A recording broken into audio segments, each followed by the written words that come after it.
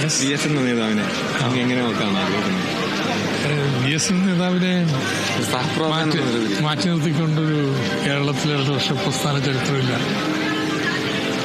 അതില് VSന്റെ ഏറ്റവും വലിയ സംഭാവന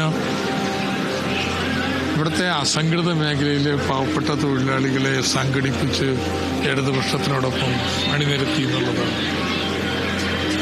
അതാണ് കേരളത്തിലെ പ്രസ്ഥാനത്തിന്റെ പ്രത്യേകത.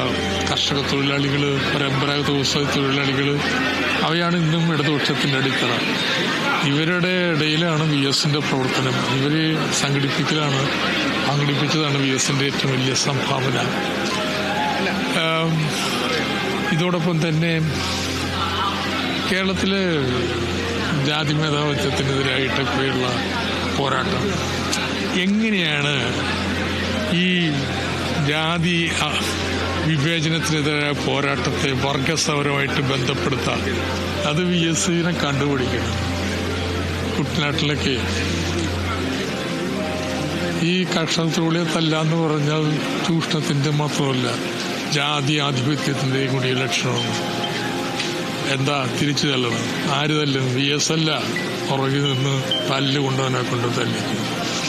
അങ്ങനെ കൊണ്ടും കൊടുത്തുമാണ് കേട്ടോ ഇവിടെ കർഷക തൊഴിലാളി നെഞ്ചു നിവർത്തിക്കാൻ പഠിച്ചത്. ഇതൊക്കെ VSന്റെ വലിയ സംഭാവനയാണ്. അപ്പം നമ്മൾ വിചാരിക്കും VS ഇങ്ങനെയുള്ള ഭയങ്കര പ്രക്ഷോഭകാരിയും കാര്യങ്ങളും ഒക്കെ നടത്തി പോകുന്നതാണ്.